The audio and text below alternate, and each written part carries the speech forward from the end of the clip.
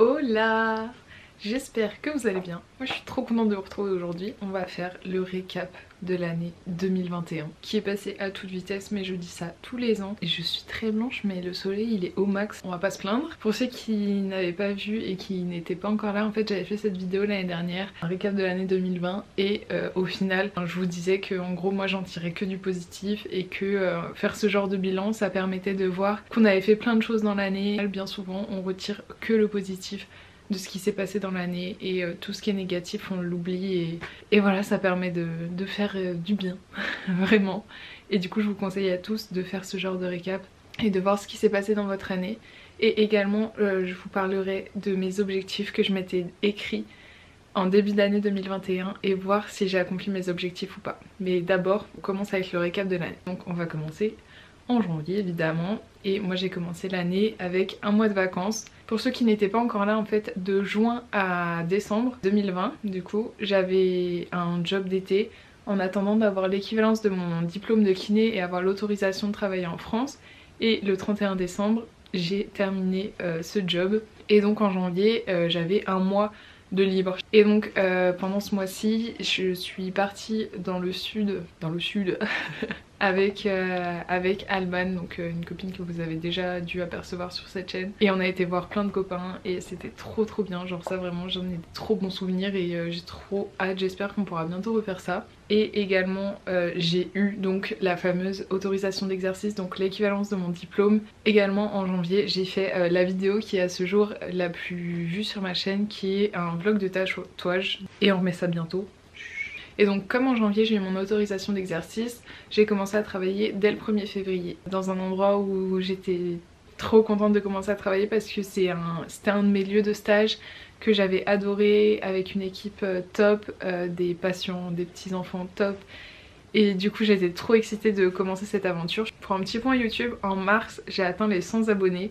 Donc ça peut paraître rien mais c'était énorme déjà pour moi. Et j'ai fait un truc très important, j'ai acheté un vélo puisque on avait décidé de partir en vacances en vélo en juillet. En avril j'ai poursuivi mes trainings, que ce soit à la maison, à la pôle, le vélo, machin. Et j'ai également perdu un membre de ma famille et c'est comme ça, c'est la vie.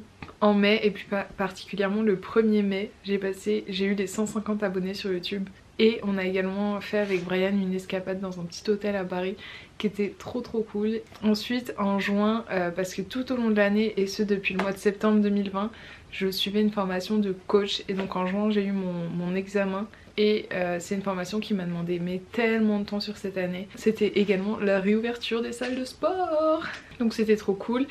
Et on a poursuivi un tout petit peu les entraînements à vélo.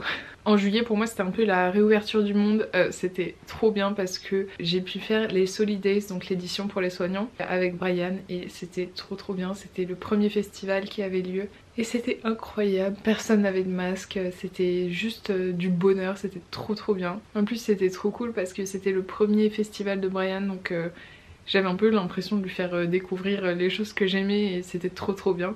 Également du coup fin juillet, la dernière semaine de juillet, on est parti donc pour notre voyage à vélo, donc Paris-Mont-Saint-Michel à vélo. C'était à la fois genre je pense une des choses les plus dures que j'ai fait dans cette année, ou peut-être même dans ma vie, remarque. Genre, psychologiquement c'était un truc de fou, c'était un défi de fou et j'en suis trop fière. J'étais vraiment fière et on l'a fait les gars, spoiler si vous avez pas vu les vlogs. Début août on est rentré de notre voyage et moi je suis repartie directement au Portugal et c'était trop bien ces vacances. Ça faisait 7 ans que j'y étais pas allée, ça m'avait fait trop du bien d'y retourner. Et également en août j'ai une grande nouvelle, j'ai eu les résultats de mon examen de coach et donc le fait que effectivement j'ai bien réussi mon examen, donc j'étais diplômée. Le mois de septembre il était super chargé, donc déjà j'ai eu la reprise du travail, c'était très compliqué. Ça a été très compliqué parce que c'était une période intense, il y avait beaucoup de personnel en moins et tout, et c'était super fatigant. En plus de ça je lançais donc MNLP Coaching parallèlement, donc c'est énormément de travail aussi. Et bien sûr je continuais à m'entraîner, je continuais ma chaîne YouTube et j'ai également eu une vie sociale. Ça paraît trop bête mais je vous l'avais dit, moi c'est un peu l'aspect que j'ai tendance à délaisser dans ma vie. Et du coup ça prend du temps. Et en septembre j'ai fait 3 festivals. Et c'était trop cool parce que c'est pareil, c'est quelque chose qu'on n'avait pas fait depuis longtemps et ça fait tellement du bien. En octobre, de toute façon toute cette fin d'année il y a eu énormément de travail, donc en octobre toujours beaucoup de travail. J'ai eu également mes premières grosses angoisses, je vous en ai parlé en vidéo. Et après ça par contre on avait fait un week-end à Lille avec Brian, donc juste tous les deux, et c'était trop bien, ça m'avait fait trop du bien. Le mois de novembre est passé à une vitesse incroyable, mais incroyable, vraiment je l'ai pas vu passer. Entre le travail, on a fait un petit week-end, enfin franchement c'est passé super vite. De toute façon toute cette fin d'année il y avait tellement de travail que je l'ai pas vu passer et je l'ai même peut-être un peu subi. Et en décembre, alors là pareil c'est passé encore plus vite. Entre le contenu sur les réseaux sociaux, donc mon calendrier de l'avant que j'ai fait sur le compte EmilyNetB Coaching, le travail, les coachings, ma copine Momo qui est venue passer quelques jours, et après bon bah on a terminé l'année, enfin terminé, non pas vraiment, mais j'ai passé quand même 10 jours isolée dans ma chambre. Voilà pour mon petit récap de l'année, j'espère que ça vous fera plaisir et que vous aussi vous pourrez faire votre petit déroulé de l'année parce que c'est sympa de voir toutes les choses et de repasser aussi sur les choses que vous avez fait cette année. Et du coup je voulais vous montrer quelque chose que j'ai retrouvé en fait en préparant cette vidéo. J'avais totalement oublié, mais en début d'année j'avais écrit les choses pour lesquelles je suis reconnaissante et mes objectifs. Donc les choses pour lesquelles j'étais reconnaissante en 2020 et mes objectifs pour l'année 2021. C'est marrant parce que ces objectifs en fait je les ai pas consultés de l'année. C'est quelque chose que je voulais bien sûr puisque je les avais écrits, mais c'est pas quelque chose que je me répétais en boucle et je voulais lire. Donc le premier objectif que je m'étais mis c'était de trouver un travail qui me plaisait.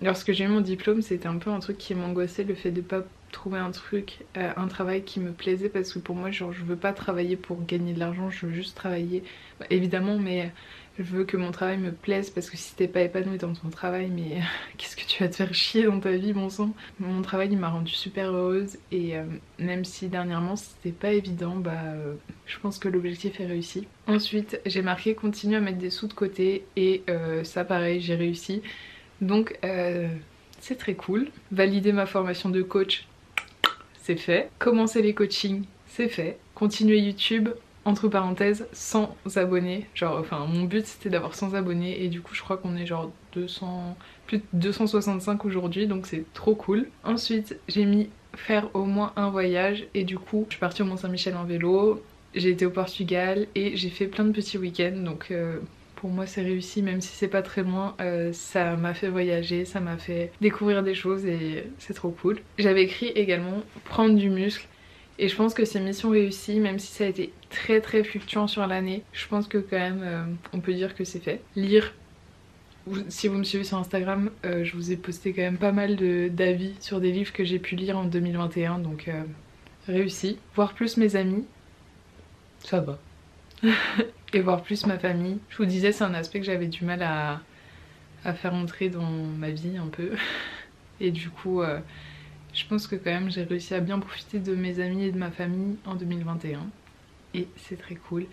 Et du coup je vous invite encore une fois à faire un petit récap de votre année, voir si les choses que vous vouliez accomplir ont été accomplies, et si c'est pas accompli, c'est pas grave, vous les reportez pour l'année prochaine. Et puis voilà, je vous invite également, si ce n'est pas fait, de marquer vos objectifs pour 2022 et vous aurez peut-être des bonnes surprises en fin d'année, vous verrez. Voilà pour cette petite vidéo, j'espère qu'elle vous aura plu. Si c'est le cas, n'oubliez pas de vous abonner, de liker, et puis moi je vous dis à la semaine prochaine.